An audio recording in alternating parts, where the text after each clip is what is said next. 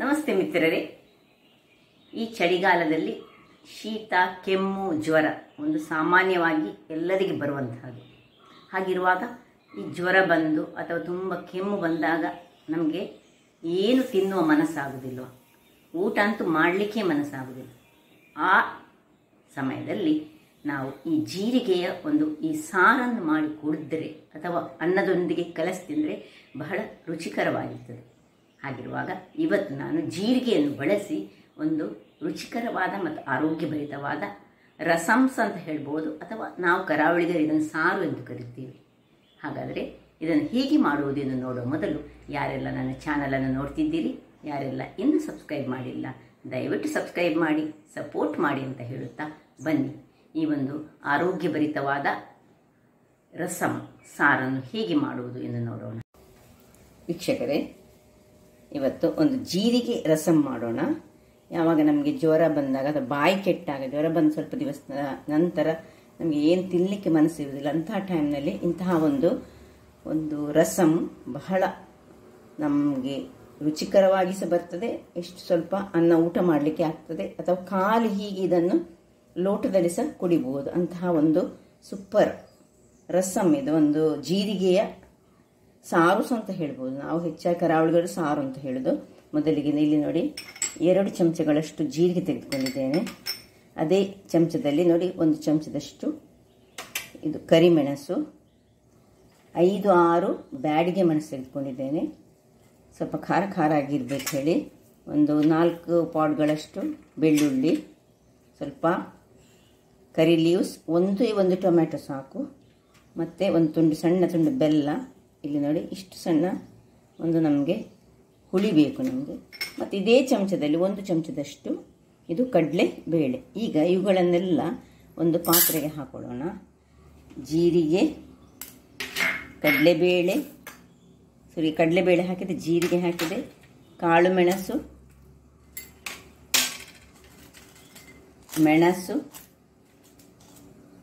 ಹುಳಿ, ಇವುಗಳಿಗೆಲ್ಲ ಸ್ವಲ್ಪ ಬಿಸಿ ನೀರನ್ನು ಹಾಕೊಂಡು ಒಂದು ಅರ್ಧ ಗಂಟೆ ಹೀಗೆ ನಾವು ಮುಚ್ಚಿಟ್ಟು ನೆನೆಯಲು ಬಿಡೋಣ. ವೀಕ್ಷಕರೇ, ಇಲ್ಲಿ ನೋಡಿ ಅರ್ಧ ಗಂಟೆಯ ಬಳಿಕ ಒಳ್ಳೆ ಇದು ನೆಂದಿದೆ. ಎಲ್ಲ ಕಡಲೆಬೇಳೆಯಿಂದ ಹಿಡಿದು ಮೆಣಸಿನವರೆಗೆ. ಈಗ ಒಂದು ಸಣ್ಣ ಮಿಕ್ಸಿಯನ್ನು ತೆಗೆದುಕೊಂಡು ಇದರೆಲ್ಲವನ್ನು ಇದನ್ನು ಹಾಕೊಳ್ಳೋಣ. ಇದನ್ನು ನುಣ್ಣಗೆ ಸ್ವಲ್ಪ ಪೇಸ್ಟ್ ಮಾಡಿ ತರ್ತೇನೆ ನಾನೀಗ. ಇಲ್ಲಿ ನೋಡಿ ಒಳ್ಳೆ ಪೇಸ್ಟ್ ಆಗಿದೆ. ಸ್ವಲ್ಪ ಹುಳಿ ಕಪ್ಪಿದ್ರೆ ಸ್ವಲ್ಪ ಕಲರ್ ಚೇಂಜ್ ಬರ್ತದೆ. ಹೊಸ ಹುಳಿ ಆದರೆ ಸ್ವಲ್ಪ ತುಂಬ ರೆಡ್ಡಿಶ್ ಆಗಿ ಬರ್ತದೆ. ಈಗ ಇದನ್ನು ಪಕ್ಕಕ್ಕೆ ಇಟ್ಕೊಂಡು ಇಲ್ಲಿ ಒಂದು ಗ್ಯಾಸಲ್ಲಿ ಬಾಣಲೆಯನ್ನು ಬಿಸಿ ಮಾಡ್ಕೊಳ್ಳೋಣ. 2-3 ಚಮಚಗಳಷ್ಟು ನಾವು ಎಷ್ಟು ಕಡಿಮೆ ಬೇಕಿದ್ರೆ ಎಣ್ಣೆ ಕಡಿಮೆ ಹಾಕೊಳ್ಬೋದು, ಹೆಚ್ಚು ಬೇಕಿದ್ರೆ ಹೆಚ್ಚು ಹಾಕೊಳ್ಬೋದು. ನೋಡಿ ಇಲ್ಲಿ ಜಜ್ಜಿಟ್ಟ 4-5 ಬೆಳ್ಳುಳ್ಳಿಗಳನ್ನು ನಾನು ಹಾಕೊಳ್ತಿದ್ದೇನೆ ಇದರಲ್ಲಿ. ಇನ್ನು 1 ಚಮಚದಷ್ಟು ಸಾಸಿವೆ ಹಾಕೊಳ್ಳೋಣ. ಸಾಸಿವೆ ಒಟ್ಟಿಗೆ ಕರಿಬೇವಿನ ಸೊಪ್ಪು,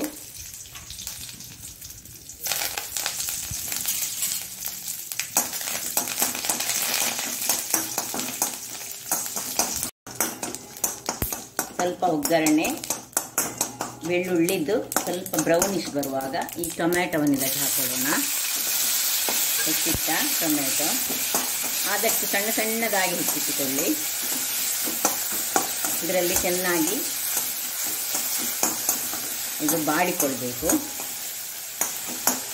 ಮಾಡುವಾಗ ಸ್ವಲ್ಪ ಇದಕ್ಕೆ ಉಪ್ಪನ್ನು ಹಾಕೊಳ್ಳೋಣ.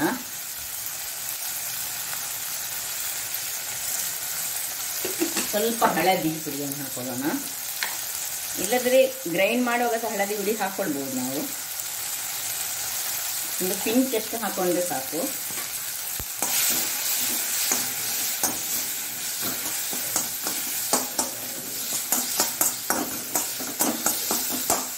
ಇನ್ನು ನಾವು ಗ್ರೈಂಡ್ ಮಾಡಿಟ್ಕೊಂಡಂತಹ ಪೇಸ್ಟ್ ಅಂತ ಇದರಲ್ಲಿ ಹಾಕೊಂಡು ಹುರಿಯೋಣ. ಇದು ಬಹಳ ಸುಲಭವಾಗಿ ಬೇಗನೆ ಮಾಡುವಂಥದ್ದು. ಸ್ವಲ್ಪ ಇದನ್ನು ಮಾತ್ರ ನೀರಿನಲ್ಲಿ, ಬಿಸಿ ನೀರಿನಲ್ಲಿ ನಾನು ಅರ್ಧ ಗಂಟೆ ಇಟ್ಟುಕೊಂಡಿದ್ದೇನೆ. ನೀವು 15 ನಿಮಿಷ ಇಟ್ಕೊಂಡ್ರೆ ಸಹ ಸಾಕಾಗ್ತದೆ. ಸ್ವಲ್ಪ ಹಸಿ ವಾಸನೆ ಹೋಗುವವರೆಗೆ ಇದನ್ನು ಹುರಿದುಕೊಳ್ಳೋಣ. ಇದು ಈ ಮಸಾಲೆ ಇದರಲ್ಲಿ ಚೆನ್ನಾಗಿ ಹುರಿದುಕೊಳ್ಬೇಕು ನಾವು. ನೋಡಿ ಈ ರೀತಿಯಾಗಿ ಬರ್ತದೆ. ಈ ರೀತಿಯಾಗಿ ಬರುವಾಗ ಈಗ ಇದಕ್ಕೆ ನಾವು ಒಂದು ಅರ್ಧ ಲೀಟರ್ನಷ್ಟು ನೀರನ್ನು ಹಾಕ್ಕೊಳ್ಬೇಕು. ಒಳ್ಳೆ ತೆಳುವಾಗಿ ನಾವು ಮಾಡಿಕೊಳ್ಬೇಕು. ಅಂದರೆ ನಿಮಗೆ ಸೂಪಿನ ರೀತಿಯಲ್ಲಿ ಇದನ್ನು ಕುಡಿಬಹುದು, ಸಾರಿನ ರೀತಿಯಲ್ಲಿ ಕುಡಿಬಹುದು, ಅಥವಾ ಅನ್ನಕ್ಕೆ ಚೂರು ದಪ್ಪ ಇಟ್ಟುಕೊಂಡು ಅನ್ನಕ್ಕೆ ಸಹ ಯೂಸ್ ಮಾಡ್ಕೊಳ್ಬೋದು. ಎರಡು ರೀತಿಯಲ್ಲಿ ಸಹ ಮಾಡ್ಬೋದು. ಇದನ್ನು ಒಂದು ಮಧ್ಯಾಹ್ನ ಅಥವಾ ರಾತ್ರಿ ಹೊತ್ತು ಈ ಬಾಯಿ ಕೆಟ್ಟಿದ್ರೆ ಬಹಳ ಚೆನ್ನಾಗಿ ಬರ್ತದೆ. ಹುಳಿಗೆ ಹುಳಿ ಉಂಟು, ನಿಮ್ಮ ಹತ್ರ ನಿಮಗೆ ಹುಳಿ ಯೂಸ್ ಮಾಡೋದು ಬೇಡದಿದ್ದರೆ ಲಿಂಬೆ ಹುಳಿ ಸಹ ಯೂಸ್ ಮಾಡ್ಕೊಳ್ಬೋದು. ಈ ಹೊತ್ತಿನಲ್ಲಿ ಸ್ವಲ್ಪ ಬೆಲ್ಲ ಹಾಕೊಳ್ಳೋಣ. ಬೆಲ್ಲವನ್ನು ಹಾಕ್ಕೊಂಡು ನೋಡಿ, ನೀರು ನೋಡಿ ಯಾವ ಕನ್ಸಿಸ್ಟೆನ್ಸಿ ನಾನು ನಿಮಗೆ ತೋರಿಸ್ತೇನೆ. ನೋಡಿ ಈ ರೀತಿಯಾಗಿ ಬರಬೇಕು. ಸ್ವಲ್ಪ ದಪ್ಪ ನಿಮಗೆ ಬೇಕಿದ್ರೆ ದಪ್ಪದಲ್ಲಿ ಸೇರಿಕೊಳ್ಬೋದು. ಈಗ ಬೆಲ್ಲ ಸಹ ಹಾಕಿ ಆಯಿತು. ಉಪ್ಪನ್ನೊಂದು ಚೆಕ್ ಮಾಡಿಕೊಳ್ಳಿ. ಉಪ್ಪು ಕರೆಕ್ಟ್ ಇದ್ರೆ ಕರೆಕ್ಟಾಗಿ ಉಂಟು. ಈಗ ಮುಚ್ಚಳವನ್ನು ಮುಚ್ಚಿ ಇದನ್ನು ಒಳ್ಳೆ ಕುದಿ ಬರಿಸೋಣ. ವೀಕ್ಷಕರೇ, ಇಲ್ಲಿ ನೋಡಿ ಮೊದಲನೇ ಕುದಿ ಬರ್ತಾ ಉಂಟು. ಈಗ ಈ ಹೊತ್ತಿನಲ್ಲಿ ಸ್ವಲ್ಪ ಕತ್ತರಿಸಿಟ್ಟಂತಹ ಕೊತ್ತಂಬರಿ ಸೊಪ್ಪನ್ನು ಹಾಕೊಳ್ಳೋಣ ಇದಕ್ಕೆ. ಅದರಲ್ಲಿ ಒಂದು ಕುದಿ ಬರಲಿ. ಉಪ್ಪು, ಹುಳಿ, ಖಾರ ಎಲ್ಲ ಒಂಚೂರು ಚೆಕ್ ಮಾಡಿಕೊಳ್ಳಿ. ಬಹಳ ಚೆನ್ನಾಗಿ ಬರ್ತದೆ. ಒಂದು ಕುದಿ ಬಂದ ಮೇಲೆ ಇದರಲ್ಲೇ ಒಂದು ಕೊತ್ತಂಬರಿ ಸೊಪ್ಪು ಹಾಕಿ ಕುದಿಸಿದರೆ ಆಯಿತು. ಇನ್ನು ಒಂದು ಸಣ್ಣ ಕುದಿ ಬರಲಿ. ನೋಡಿ ಎರಡನೇ ಕುದಿ ಒಳ್ಳೆಯದಾಗಿ ಬರ್ತಾ ಉಂಟು. ಈಗ ಇದನ್ನು ಆಫ್ ಮಾಡಿಕೊಂಡು ಸರ್ವ್ ಮಾಡೋಣ. ನೋಡಿ ಹೀಗೆ ಬಂದಿದೆ ನೋಡಿ. ರುಚಿ ಸಹ ಅಷ್ಟೇ ಸೊಗಸಾಗಿರ್ತದೆ. ಒಂದು ಬಾಯಿ ಕೆಟ್ಟಿದ್ರೆ ಇದನ್ನು ಖಂಡಿತ ಒಂದು ಬಟ್ಟಲು ಊಟ ಮಾಡುವ ಹಾಗೆ ಆಗ್ತದೆ. ನೋಡಿ ಹೀಗೆ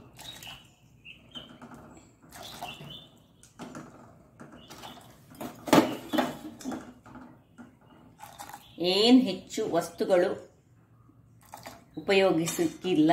ವೆಜಿಟೇಬಲ್ಸ್ಗಲ್ಲಿ ಖಾಲಿ ಒಂದು ಟೊಮ್ಯಾಟೊ ಉಪಯೋಗಿಸಿ. ಒಮ್ಮೊಮ್ಮೆ ನಮ್ಮ ಹತ್ರ ವೆಜಿಟೇಬಲ್ಸ್ ಇರದಿದ್ದರೆ ಸಹ ಆ ಟೈಮ್ನಲ್ಲಿ ಸಹ ಇದನ್ನು ನಾವು ಮಾಡಿಕೊಳ್ಬೋದು. ಸಾರಿನ ರೂಪದಲ್ಲಿ ಬಹಳ ಚೆನ್ನಾಗಿ ಬರ್ತದೆ. ಜೀರಿಗೆಯ ಪರಿಮಳ ಹಾಗೂ ಈ ಬೆಳ್ಳುಳ್ಳಿ ಮತ್ತು ಪೆಪ್ಪರ್, ಕರಿಮೆಣಸಿನ ಸುವಾಸನೆ ಬಹಳ ಚೆನ್ನಾಗಿ ಬರ್ತಾ ಉಂಟು.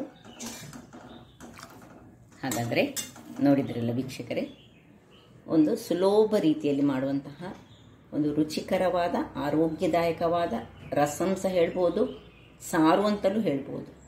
ಹಾಗಾದರೆ ನನ್ನ ಈ ಕುಕಿಂಗ್ ಚಾನಲ್ ನಿಮಗೆ ಇಷ್ಟ ಆದರೆ ಬೋಳೂರು ಸುವರ್ಣ ಚಾನಲನ್ನು ಲೈಕ್ ಮಾಡಿ, ಶೇರ್ ಮಾಡಿ ಹಾಗೂ ಸಬ್ಸ್ಕ್ರೈಬ್ ಮಾಡಿ. ಹಾಗೂ ನನ್ನ ಇನ್ಸ್ಟಾಗ್ರಾಮ್ ಪೇಜನ್ನು ಫಾಲೋ ಮಾಡಿ. ಧನ್ಯವಾದಗಳು.